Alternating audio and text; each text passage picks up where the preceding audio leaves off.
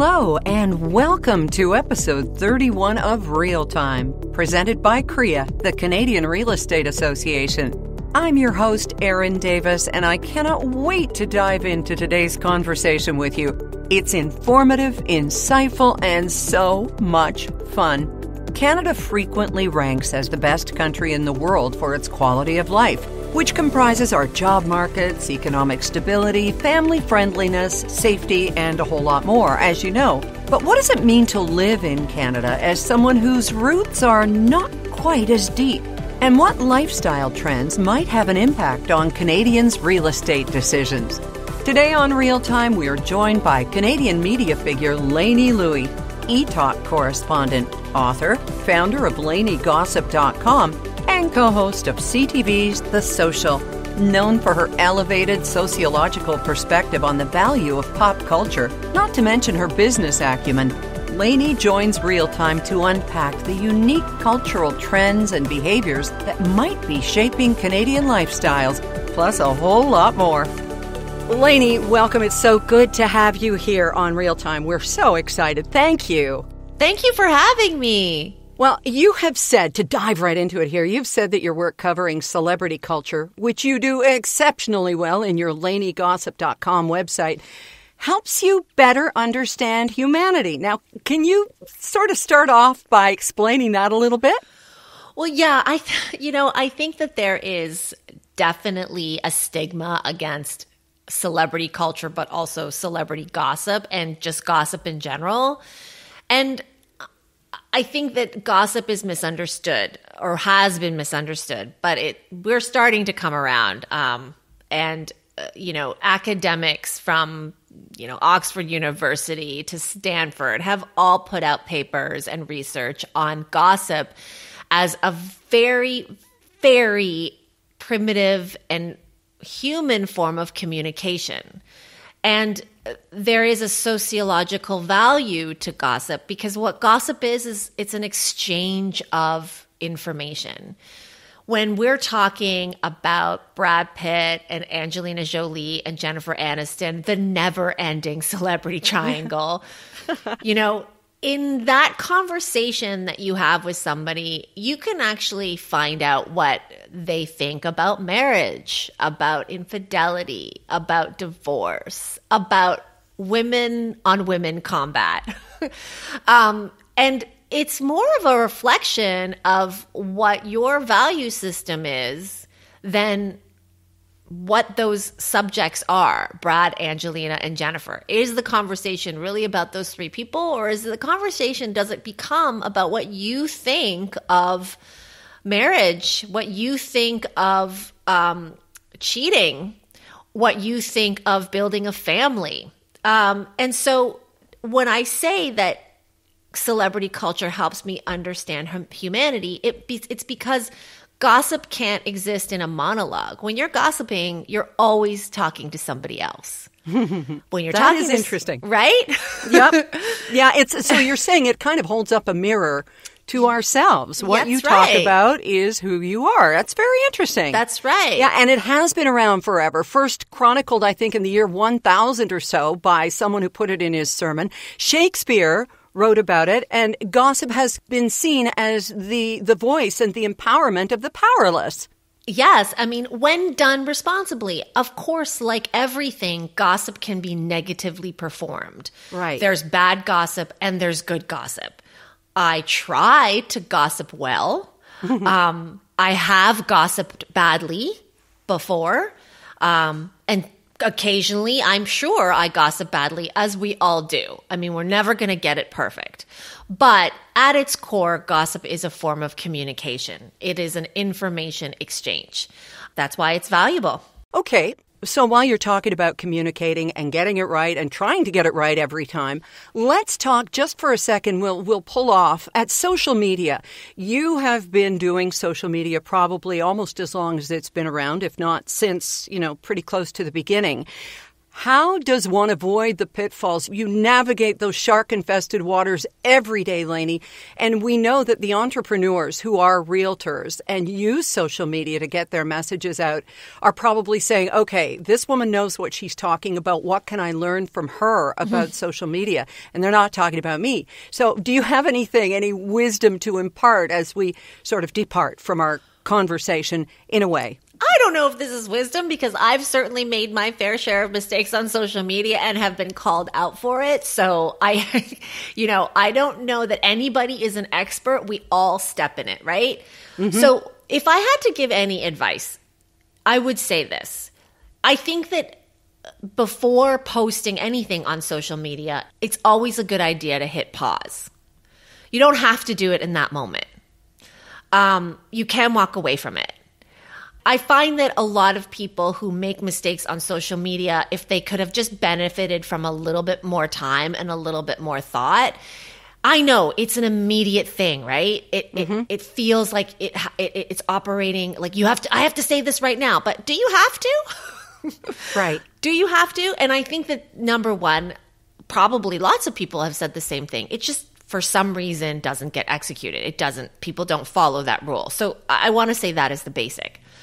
But number two is when we're talking about realtors in particular, Erin, in my neighborhood, and I don't know if it's the case in yours, realtors have been, those signs that they put up on the lawn, the for sale sign? Sure. And typically they have their name and a lot of realtors will have their photo. Mm-hmm. Some realtors in my neighborhood have been using their baby photos. So it'll be like Jan Wong. And instead of Jan Wong in Jan Wong's realtor suit or, outfit, shift dress, whatever, it'll be Jan Wong as a toddler. And it's hilarious. And I think the reason I'm bringing this up to you, Erin, is because that spirit of creativity, whoever did that first and somebody else copied them and more people copied them, that spirit of creativity, I think, is what people need to tap into when they want to use social media for the real estate industry. Something fun, something really, really fun and funny. And I think that if we can get at the essence of that on social media with the real estate industry, I think that would be a social media account that really sings. Excellent. Yeah, it's a matter of standing out. And that's what you do with all of your media positions and LaineyGossip.com and everything you've done for all these years. Now, Lainey, what have you learned about Canadians? What kind of people are we from your experience over the years in media? Because it's not just one way. It's not just you projecting. Well, as you just said, Erin, it's not just one way. So what I've learned about Canadians we are not a monolith. For a long time, I think that we all kind of fell into that trap that Canadian meant one identity. And that stereotype was hockey, beer, saying sorry, polite, right? Right. And I think that those definitions are too narrow now. And I do also think that Canada has realized that definition is too narrow, that we are not all into hockey, that we're not all into beer, that some of us can be rude, some of us can still be polite, but, sometimes we're not nice all the time. And so, to answer your question, what I've learned about Canadians, I think that when we start to look at ourselves as Canadians as not a monolith and not one thing, it's actually quite freeing. We don't have to be trapped in this reputation of hockey, beer, beavers, maples, and all of that. And when we accept that we don't have to be all those things, the possibility is endless for what we can be. And you speak from a place of vast experience, having come to Canada. Your parents did, and then they had you, so you were born here. And so you grew up, same day as me, by the way. You and I share a beautiful Libra birthday. Yeah. So as the daughter of immigrant parents, Lainey, what was that experience like for you? Well, my parents came to Canada from Hong Kong because they felt that they would have more opportunity here in Canada. They felt that if they had a child who was born in Canada, I, who ended up being their only child, would essentially be able to pursue any dream. And so in terms of my experience, the bonus is that I have these parents who sacrificed and left everything behind to give me everything that they couldn't have, or to give me everything that they hoped to have and couldn't. Mm-hmm. And that's wonderful. It's so beautiful. What a gift. I think, sometimes the downside can be that I am carrying all their dreams too, right? Mm-hmm. And that is a really complicated thing to live with. Especially as an only child. It's not like you have siblings, but look at you, though. I mean, you have risen to the absolute heights of Canadian media and beyond. You're also a published author, we should say. You have a book that details your relationship growing up with your mom and being the daughter of immigrant parents. So the pressures, the burden on your shoulders to make good on their promise to each other and to you, as you say, was huge. It was huge, and I think that that's not every immigrant's experience, but it probably is a common one. And I think that I just happen to be someone, in most cases, who thrives under pressure. I don't know if that's because of whatever my parents gave to me and shaped me, but I also know that there are people, not everyone operates that way, There are people who thrive in more stable and peaceful conditions, and that may be better. I don't know. It's not a competition, but I think that in those cases, it can be a struggle. It can be a struggle to have your parents experiencing an entirely new thing, and then you as a child having to wear that as well, having to sort of absorb that stress from them. Mm-hmm. I imagine for a lot of people that also has been very formative and not necessarily in the best way. So I think that, immigrant stories are also not a monolith. And I think that it's going to be more and more valuable for all of us to hear from all of those faces of what immigration looks like. When we return, Lainey Lui shares her own family's experience in coming to Canada 5 decades back. Maybe it'll resonate with your story. From a close eye on the economy and government to economic stats and analysis, CREA has you covered, enhancing your knowledge and giving you the best information to pass along to clients. Learn more about what CREA does for you at CREA.ca. Now back to eTalk correspondent and co-host of The Social, as well as first-generation Canadian, Lainey Lui, on Real Time. So getting back to the newcomer experience and moving on to the general population if we can. Canada, we like to think, is a great country for newcomers. Tell me about what your family's experience has been as newcomers in Canada. Well, this was in the 70s, and right. So their experience was it was tough. The language barrier was definitely an issue. Having qualifications that sometimes didn't transfer from one country to the other was also an issue. Think about when we go traveling.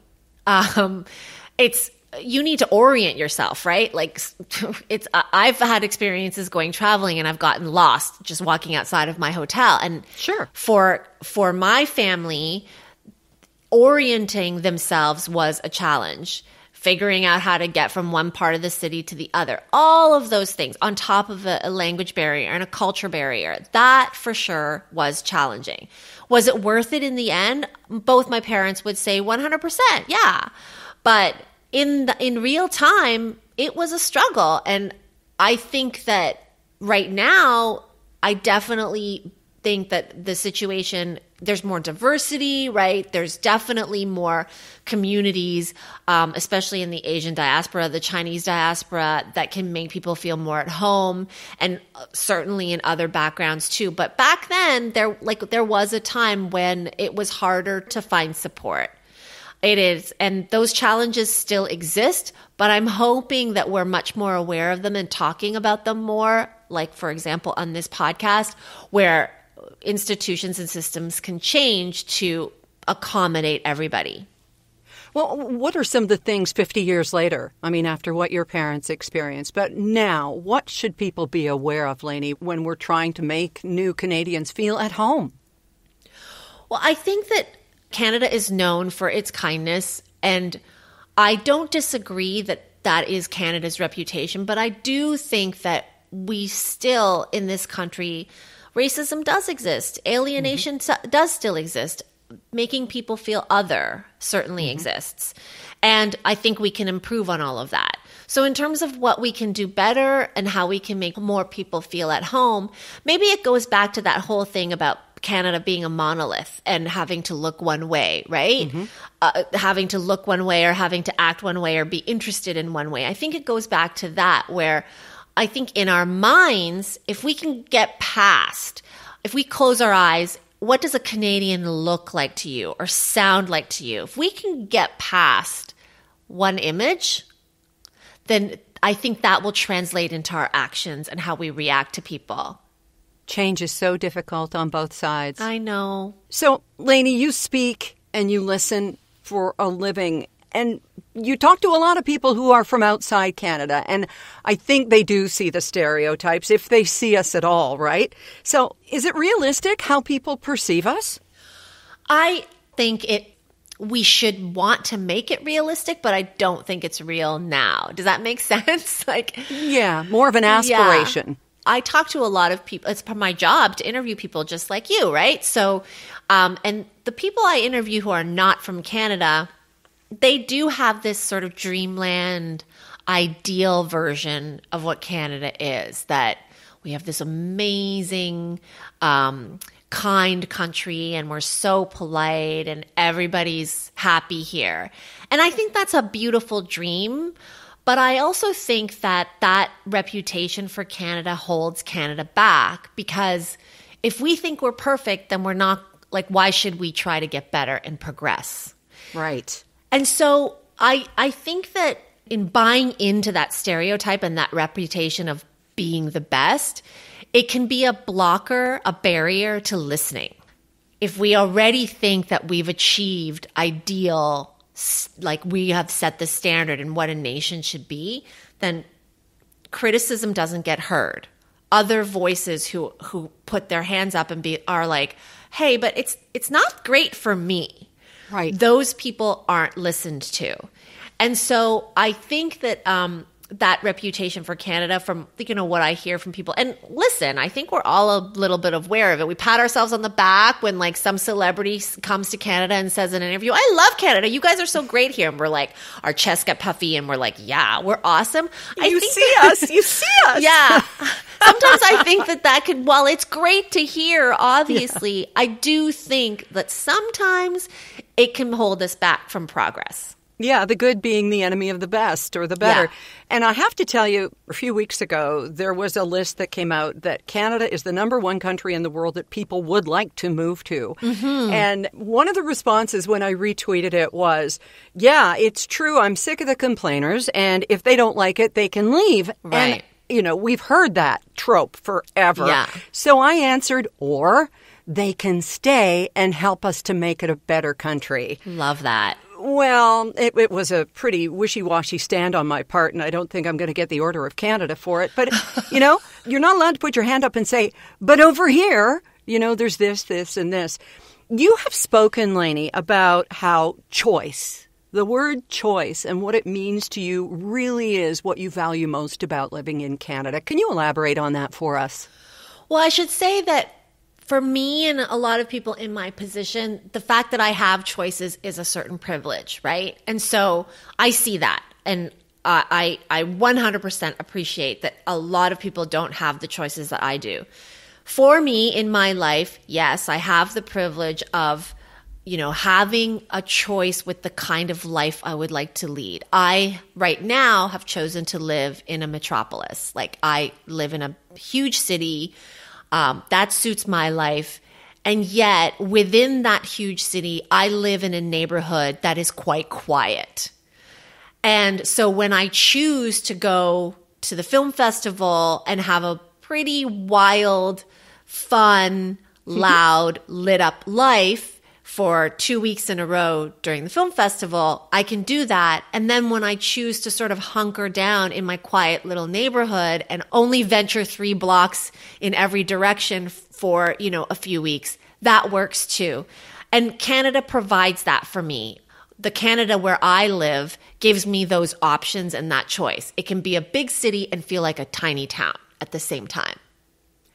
You truly have lived the best metropolitan experiences outside of, say, Montreal and Ottawa, Halifax, all of the other major metropolises that may think, hey, what about us? But for Toronto and Vancouver, just looking at the restaurants and the variety of flavors, it's mind-boggling. It's almost too much, if there can be such a thing, because there is so much choice. And again, it goes back to that word, choice. You've sort of honed in on monolith and choice, which are almost two extremes. Yeah, it's true. And I think that the diversity of our population allows for those choices. You just mentioned restaurants. I mean, even something as simple as where to eat or what to eat. We in this country have those choices. And I think that to go back to how that contrasts with what a monolith is, it would be the equivalent of eating the same meal every single day or, for endlessly. Right. And so when we talk about choice and we talk about diversity, it naturally just makes things, at least in my opinion, much more interesting to be able to eat a variety of different foods, to be able to have a variety of different conversations from people who are from a variety of different backgrounds so that you're not just surrounding yourself with the same. Because you don't grow when it's same.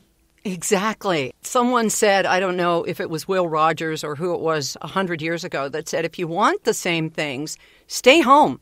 If people who go to Europe or, Asia or whatever and say, well, they didn't have the same food. Well, then you should have stayed home. Exactly. And then I think within our homes too, we can start exploring a variety. I mean, home is home, but within our homes, let's say our home community, our home neighborhoods, it only enriches our experiences and our children's experiences with a different perspective. And I think that Canada is a country that has that potential, that can offer that framework to families and to its residents.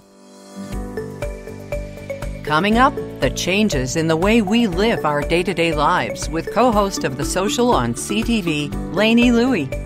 Whether it's helping victims of wildfires in BC, raising big money for a crisis helpline in Fredericton, or serving up the comfort of home in Ottawa, Guelph, Medicine Hat, and Durham, Realtors Care. We know you do. So share your story on social media with the hashtag RealtorsCare and spread the word. If you don't, who will? Oh, and by the way, well done. You are what being part of a community is all about. We now return to our really fun chat with Lainey Lui, author and host of LaineyGossip.com. How has life in Canada evolved over the years, like in the way that Canadians live, work, or play? And obviously, the last couple of years, some have said that 2 years of COVID have set us ahead 5-10 years in where we were going. What have you personally seen, Lainey? Well, for me, and you brought up COVID, and for me in my life and lifestyle, I always loved my home. And lots of, a big part of that is because I share it with someone I adore and our dogs, right? So this is the best place for me, my home. But I think that during the pandemic, I spent 2 years working from home every single day. And so home became even more of life. Home was everything. And you become so much more intimately connected to your home. And home also in that case includes your neighborhood. Again, I've always loved my house. I've always loved where I live. in my neighborhood, but I became obsessed with this neighborhood where I live because Jacek and I, my husband, were out with our dogs constantly. Like in lockdown, we couldn't do anything, right? So the only thing a lot of us could do was walk. So I became obsessive about my neighborhood. Like I love the streets. I love the corners, specific corners of our neighborhood. I loved the shops. And so I wonder if other people can relate. I became much more engaged in my local community and wanting to support local businesses. And I think we saw that with those light up hearts that show up in the windows. And it's not that I wasn't into supporting local businesses before, but it became almost a purpose for us. And I think it was that way for a lot of other people, where you wanted to make sure to take care of the businesses that made your neighborhood special. Right, like the pizza joint that doesn't have a jingle you can sing. Exactly. That may not be there if you don't buy from them. That's right. The small coffee shop. That restaurant that makes the best ribs. And it feels just so good to walk in there on a Sunday night, right? The bakery. I mean, I could go on and on. You are making me hungry, Lainey. So I think that for me, that now is going to be a lifestyle. I'll always want to engage in a much more meaningful, purposeful way with my immediate community. And I think that that's what really, for me personally, changed in how I live now because of the last 3 years. How does Canada's vast mix of cultural and ethnic backgrounds enrich the fabric of the country? We've been talking about, inclusiveness and embracing and exposing yourself and, all of these different experiences. But what's in it for us as a country and not just as individuals, Lainey? Well, Erin, I really love this question because this is an important conversation, right? And it can be a very serious conversation because this is a very, very serious problem sometimes, diversity and representation and people feeling like they're not included and othered. And of course, it's serious and it's pressing. That said, I think in so many of the conversations around diversity, what we need to also focus on is that the more diverse a place is, the more fun it is.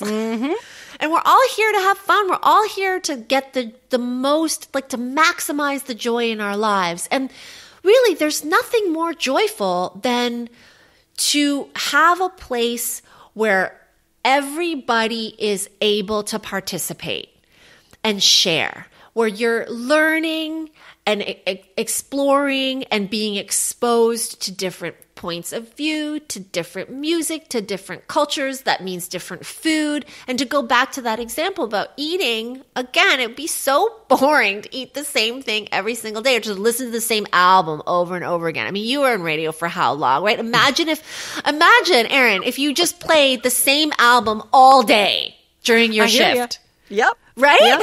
Yes. And so I think that what we also need to remember and focus on is that diversity means fun. I think that there are so many people out there who have this misconception. I mean, it's totally wrong that diversity means that your life will go badly or that things will change for the worse. That is not the case. Yeah, it's not being taken away from you. It's adding to you. Yes, it's fun. It's more lively. It's more vibrant. And so I think that is what Canada can be better at in terms of we already have a country that, yes, is rich in diverse cultures and people from different backgrounds and how many languages we can hear just walking down the street in so many of our cities. You can hear, just on one city block, especially in Toronto, on one city block, you can hear dozens of different languages. That is wonderful. And we can make it more so. We can make it even more fun. Up next on Real Time, call it feng shui, superstition, whatever you want, but do not dismiss the list.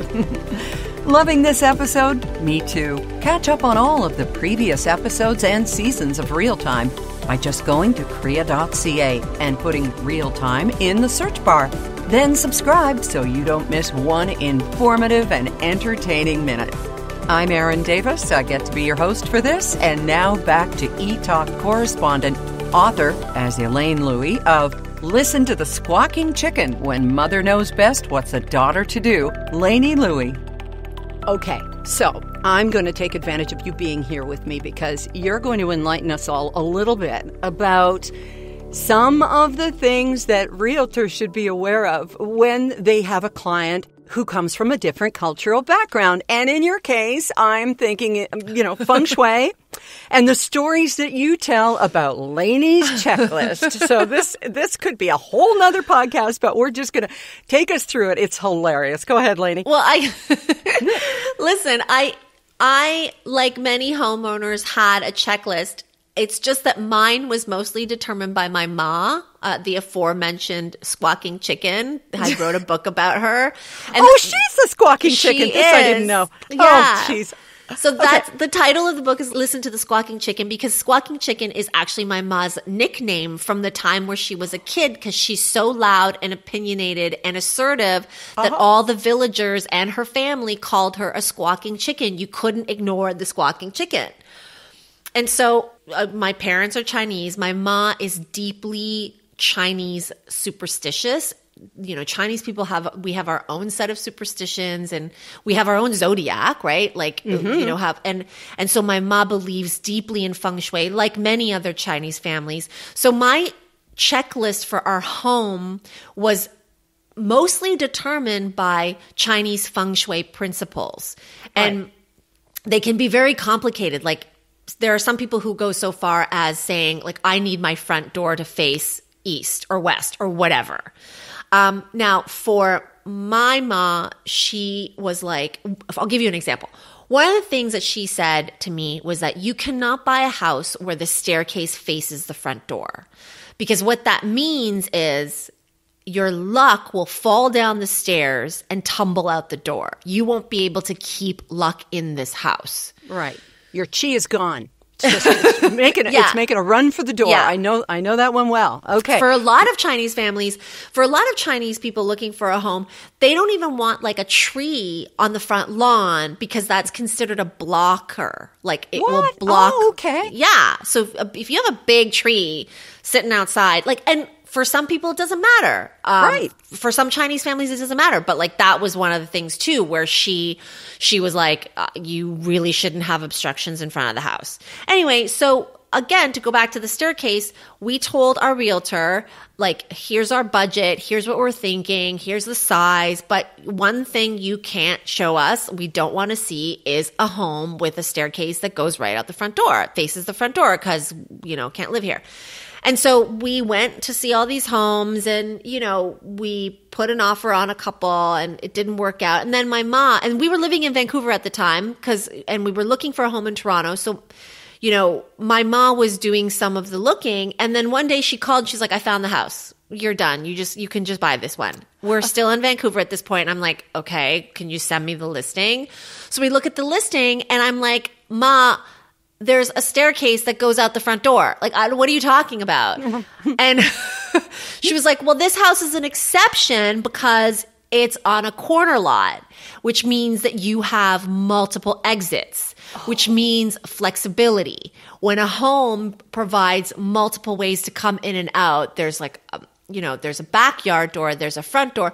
Then she was like, then it doesn't really matter because you're opening up so many doors to luck in your house. Wow. And so that's the exception. So then I went back to tell our agent, and I was like, hey, so my ma went to see this house and she says it's perfect. So can you call up that, and she was like, well, I would have shown you this house, but the front door faces the staircase. What are you talking about?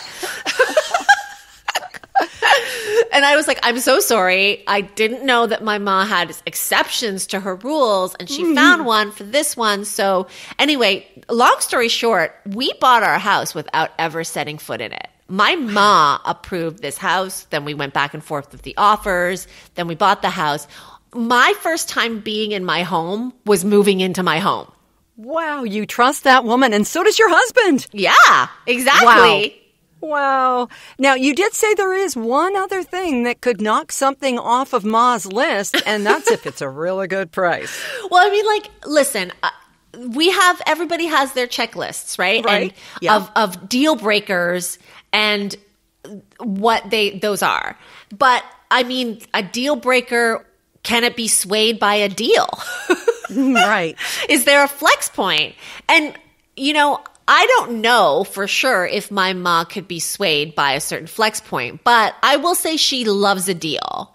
And so if there was something that was a no-go on our list, but there was a deal to be had, like a gigantic discount, then she might be able to make an exception, and probably she would have had to consult a feng shui master to get a blessing in the form of a charm where I would hang it somewhere to offset the bad luck of whatever issue that she took off the list, Okay.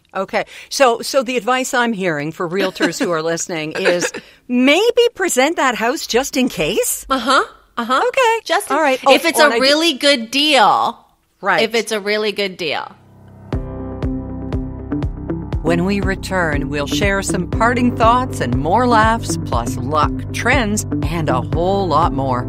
You never know what you'll find when you pull up a virtual seat at our Korea Cafe. Enjoy fascinating tidbits, engaging blogs, and lots more. It all awaits you at Korea Cafe.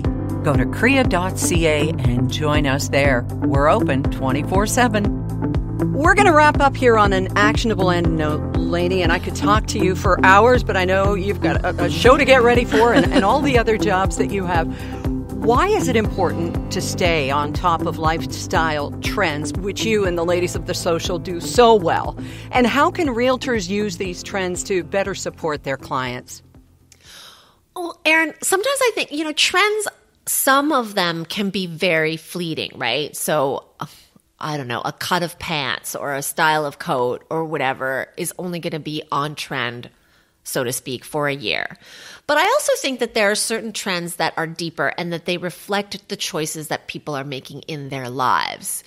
And one example I can say is, when I first started paying attention to homes and where people lived, it was in that whole movement where everybody was like, and people were building homes and looking for homes that was open concept. Right. Because about 20 years ago-ish, 25 years ago, Martha Stewart living exploded. Do you remember that? Oh, of course. And the whole, on the talk shows, like all people would talk about was entertaining and having people over, right? And so people would have, instead of in the past where you had in homes like rooms sectioned out where there was like a wall between the living room and the kitchen, blah, blah, blah, right? Now, or at that point, everything was open concept. And I guess that's been the norm. That trend became a norm because that was how people were living their lives. They did not want to be in separate rooms. Interestingly, I think in the last few years, we've been hearing about more people wanting a little bit of separation in their homes. You don't necessarily want the kitchen to feed right into the other rooms. And I wonder if it's because, and some people have theorized, it's because we've all spent the last 2-3 years living on top of each other, spending so much time together, and you want a little bit more separation. Right. Bring in the barn doors or the French doors or whatever doors. But just give me some space. Exactly. So that trend of people looking for homes with a little bit more separation and not quite as open concept, it relates to perhaps choices in life that people are making. So when you ask me about why is it important to stay on top of lifestyle trends, it's because if you just dig a little deeper in these trends, it gives you a really, I think, good snapshot into people's lives, into what life they are wanting for themselves, how they envision their lives. It's more than just a fleeting, ephemeral mood. It's more than a mood, and it's more than a moment. And I think that's why certain trends are worth paying attention to. Do you realize you're also talking about gossip?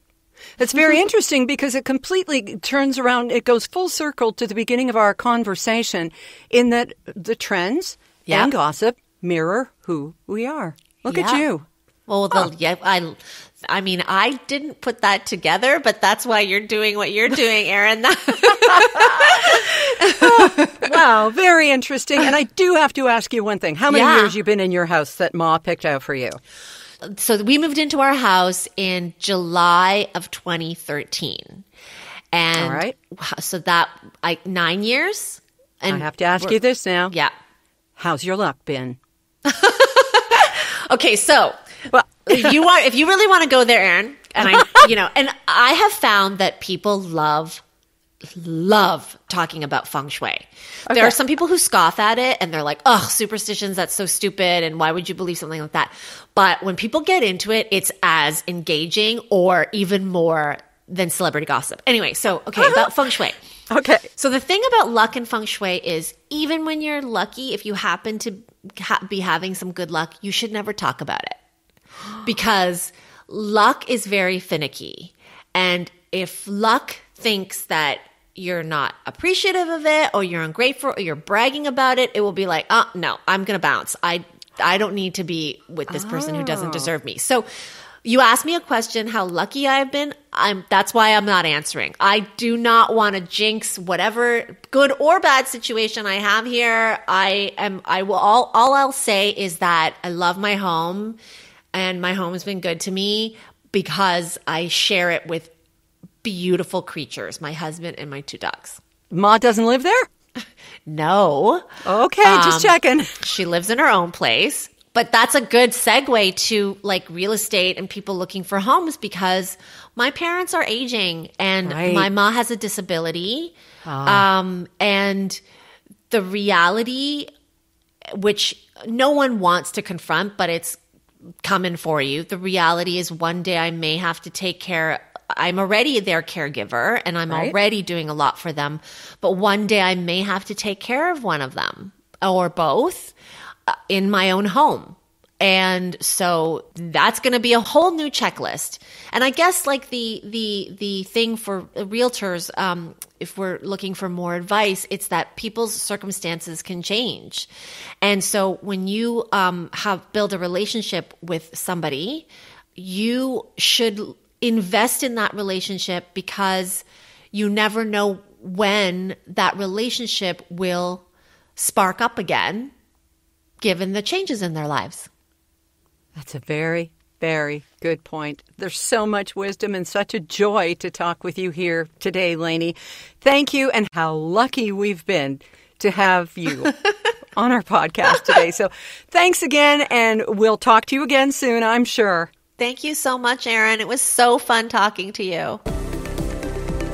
Watch Lainey Lui on CTVZ Talk and The Social. And you can, of course, keep up on the latest dish on her site, LaineyGossip.com. The name of her book, in case you missed it, is Listen to the Squawking Chicken, When Mother Knows Best, What's a Daughter to Do? And her name as author is Elaine Lui, L-U-I. Thanks for joining us for episode 31 of Real Time. Download, rate, and enjoy every episode wherever the best podcasts are heard. I'm Erin Davis. Real Time is brought to you by the Canadian Real Estate Association, produced by the team at Alphabet Creative, with technical production from Real Family and Rob Whitehead. Thanks for giving us some of your time today, and we will talk to you again soon on Real Time.